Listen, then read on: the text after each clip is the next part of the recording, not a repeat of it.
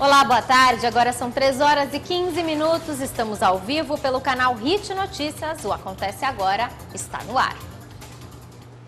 E vamos conferir o que acontece agora com os destaques do dia. Vamos direto para a Folha de São Paulo. Afastamento temporário é inevitável, que diz Dilma Rousseff a aliados. Passando agora para a agência Reuters, após se reunir com Temer, Aécio Neves diz preferir que apoio do PSDB seja congressual. Passando para o Estadão, olha só, o ministro Marcelo Castro deve entregar o cargo de ministro da Saúde, é o que diz o líder do PMDB.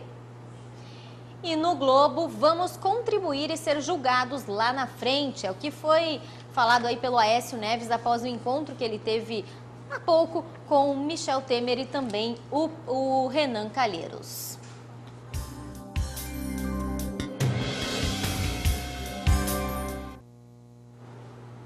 E a comissão do impeachment no Senado confirmou o depoimento de 2 ministros sobre o processo. O requerimento para o convite foi aprovado em votação simbólica após um acordo entre os partidos. Os ministros da Fazenda, Nelson Barbosa, e da Agricultura, Cátia Abreu, devem depor já na sexta-feira, no mesmo dia em que o advogado-geral da União, José Eduardo Cardoso, defende a presidente Dilma. Pelo cronograma do colegiado, os primeiros depoimentos acontecem já nesta quinta-feira. Devem ser ouvidos os juristas autores do pedido de impeachment, acadêmicos e especialistas do Tribunal de Contas da União, do Supremo Tribunal Federal e da Ordem dos Advogados do Brasil. O relator da comissão, o senador Antônio Anastasia, deve elaborar um parecer recomendando a instauração ou o arquivamento do processo. Esse parecer deve ser apresentado no dia 4 de maio e votado no dia 6. A expectativa é que o relatório seja submetido ao plenário principal do Senado no dia 11 de maio. Se for favorável à instauração do processo, Dilma será afastada da presidência da República por 180 dias e o vice-presidente Michel Temer assume o comando do Palácio do Planalto.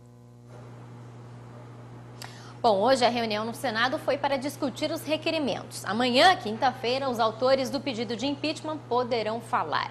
E na sexta-feira, dia 29, será a vez da defesa da presidente Dilma Rousseff. Quem deve ir à comissão será o advogado-geral da União, José Eduardo Cardoso. E além dele, os ministros da Fazenda, Nelson Barbosa e da Agricultura, Cátia Abreu, também devem depor. Depois disso, em maio, no dia 4, o relator da comissão, Antônio Anastasia, vai apresentar o parecer pela instauração ou não do processo. E no dia 5 de maio, a defesa da presidente Dilma volta a se manifestar. E na ocasião, os senadores poderão debater o relatório. E por fim, no dia 6 de maio, será a votação do parecer do relator na comissão. E a votação em plenário deverá ocorrer no dia 11 de maio. Bom, vamos aproveitar e seguir direto para Brasília para ver o que acontece agora. Para pagamento da dívida pública. Não mais trapaças, não mais promessas enganosas e mirabolantes. Utopia, senhores, de forma alguma. Se somos sinceros e queremos de fato mudar as coisas, é o caminho. Senhores e senhoras senadores, afunilam-se cada hora mais os caminhos para a salvação do mandato da presidente Dilma. Se minha posição contra o impeachment é uma posição há muito consolidada, inamovível, não tenho os olhos fechados a ponto de desconhecer o que se desenha à frente. Diante disso, apelo à presidente. Bom, os senadores estão em uma reunião normal, sessão plenária, e a reunião sobre a comissão do impeachment volta, portanto, amanhã. O presidente do Senado, Renan Calheiros, recebeu o ex-presidente Lula em sua residência oficial em Brasília. Renan disse que a decisão do Senado sobre o impeachment de Dilma será política e de mérito.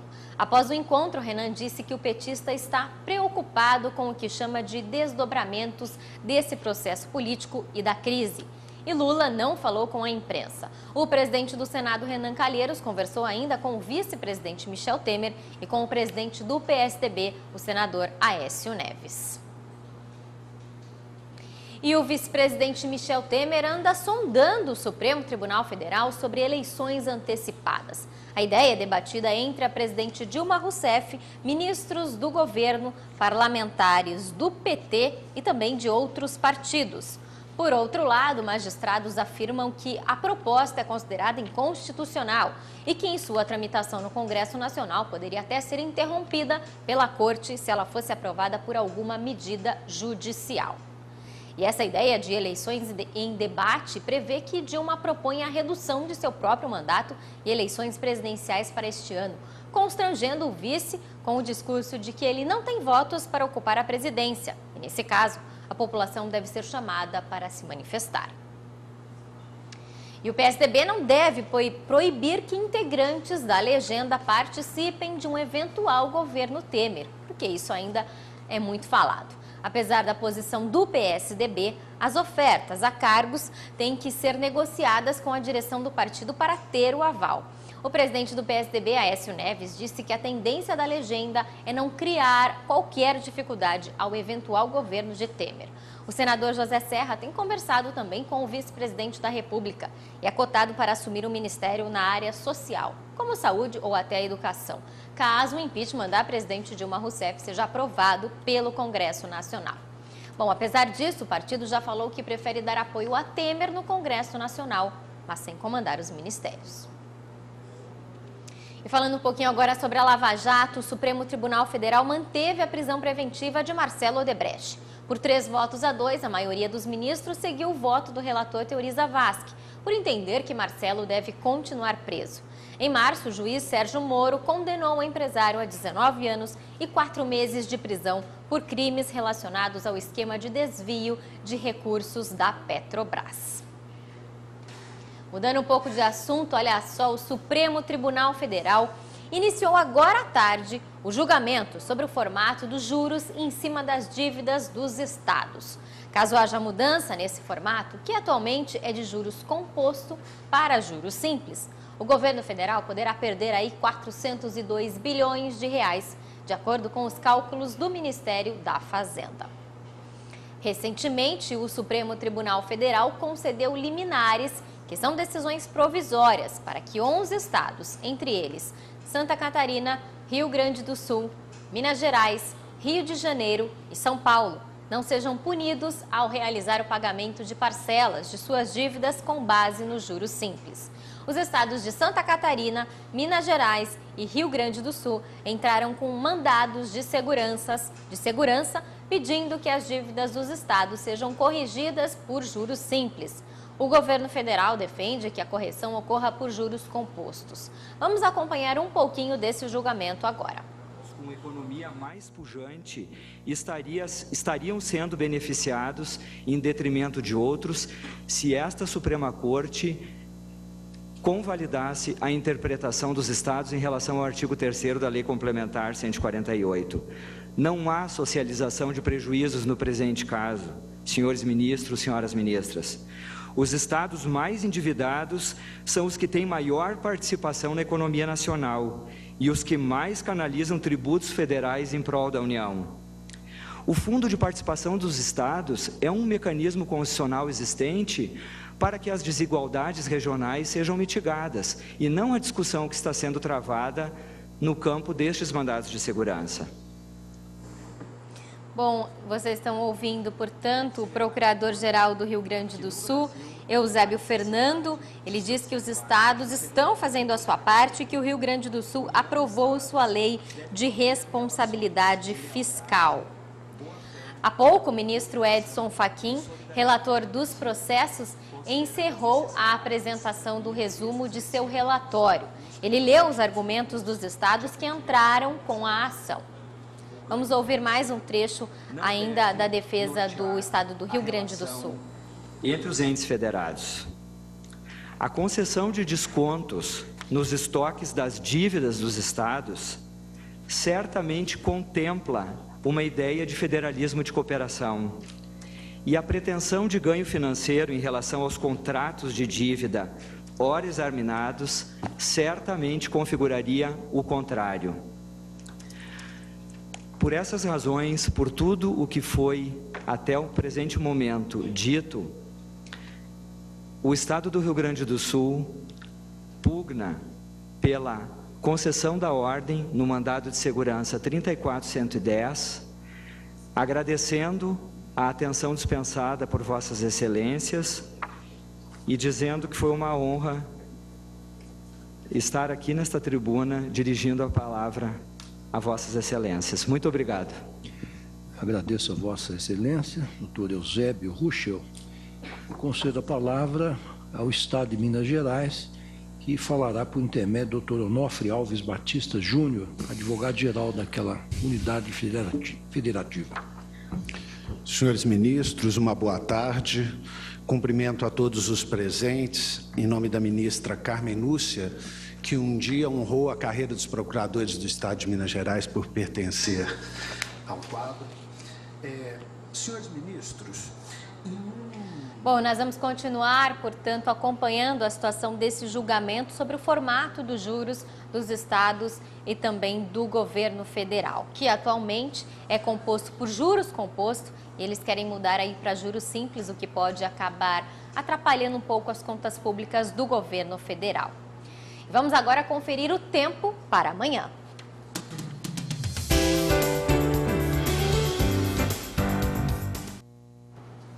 E o tempo para amanhã na região sudeste do país.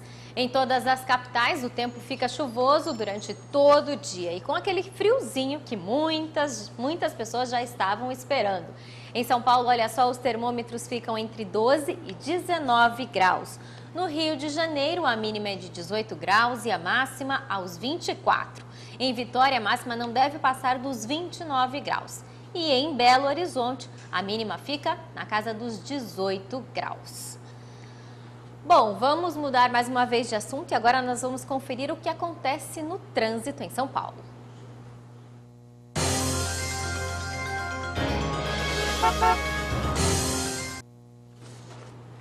Nós temos imagem aí de um mapa destacando a região central da capital paulista. Vocês observam então muitas vias em vermelho. Essas são as vias da região central, bem ali pertinho do Vale do Anhangabaú. Então a Rua Maria Paula, mais à frente o viaduto Jacareí, com dificuldade para o motorista, e também mais à frente o viaduto Jacareí, viaduto Dona Paulínia, portanto. Mas o que está acontecendo, na verdade, é o seguinte: uma manifestação acontece agora em frente à Câmara Municipal de São Paulo. Isso porque um projeto de lei sobre a regulamentação do compartilhamento de automóveis por meio de aplicativos, que é o Uber, ele deverá ser discutido e votado ainda hoje pelos vereadores. A sessão teve início às 3 horas da tarde, na verdade atrasou um pouquinho para começar. Os vereadores já estão então na Câmara Municipal e muitos taxistas e também muitos motoristas tomam conta das vias na região central da cidade de São Paulo. E isso faz com que o trânsito fique completamente parado, como vocês observam agora no mapa,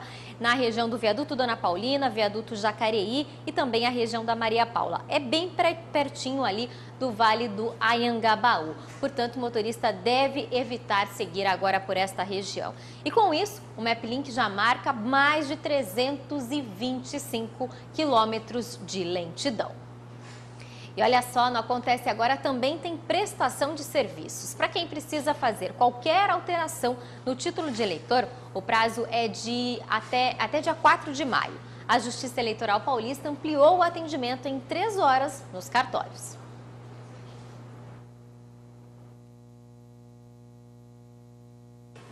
O tempo é curto para quem quiser alterar o local de votação, regularizar o título caso tenha sido cancelado ou fazer a emissão da primeira via já para a eleição que está por vir. Eu vim aqui para tirar a primeira via do meu título de eleitor. Foi super fácil, eu agendei pela internet. Vontade de votar mesmo, desde 2012, que eu não votei.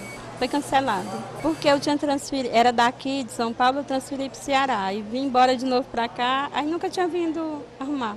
Só aqui no posto de biometria do Anhangabaú são atendidas por dia quase 700 pessoas. Até o dia 1º de maio, o atendimento será feito com hora marcada, nos dias 2, 3 e 4 de maio, por ordem de chegada. Vale ressaltar que o cadastro biométrico não é obrigatório para a próxima eleição. Eu vi espontaneamente, eu vi a propaganda na televisão e eu resolvi vir fazer. Já tem que fazer, vamos fazer logo. Dá para adiantar? Dá para adiantar, não tem por que esperar. Nos postos de atendimento há profissionais à disposição para tirar dúvidas. Para o eleitor que precisa fazer a primeira via, que precisa regularizar sua inscrição, não pode deixar de vir até o dia 4 de maio. porque senão só na próxima eleição que ele vai conseguir votar. Então, já quem vai fazer a biometria pode fazer no momento posterior às eleições, onde vai ter menos fila, vai ser menos transtorno para o eleitor. E apenas 3 dias para o fim do prazo da declaração do imposto de renda de 2016, ainda faltam 38% do total para serem entregues, segundo a Receita Federal. Os contribuintes paulistas têm a opção de destinar parte desse imposto devido a projetos de caridades. É o chamado Imposto do Bem. A ideia é incentivar que os cidadãos e as empresas contribuam no fortalecimento de projetos sociais em prol de crianças, adolescentes e idosos no estado de São Paulo, destinando parte do imposto de renda devido ao Fundo Estadual dos Direitos da Criança e do Adolescente e também ao Fundo Estadual do Idoso. Em tempos de crise, essa ajuda é extremamente importante. Apenas em 2015, para se ter um exemplo, os recursos recolhidos por empresas e pessoas físicas que destinaram parte dos impostos de renda somaram cerca de 30 milhões de reais, 6 vezes mais que o valor acumulado nos últimos 4 anos, que foi de 19 milhões de reais. Pessoas físicas têm até o dia 30 de abril para destinar até 3% do imposto de renda devido para os fundos da criança e adolescente e também ao fundo do idoso. Para doar é fácil, basta o contribuinte fazer o download do programa no site da Receita Federal, que já informa os limites da contribuição de acordo com o imposto a ser pago. É o imposto de renda do bem. Então, em vez de mandar tudo para Brasília, 6% você deixa em São Paulo, escolhendo qual projeto social, como este aqui que estamos visitando hoje, você quer investir em crianças e adolescentes ou mesmo em idosos. Nós podemos investir até 6% pessoas físicas, a gente vê lá no ato da declaração do imposto de renda, ou até 1% se somos empresas.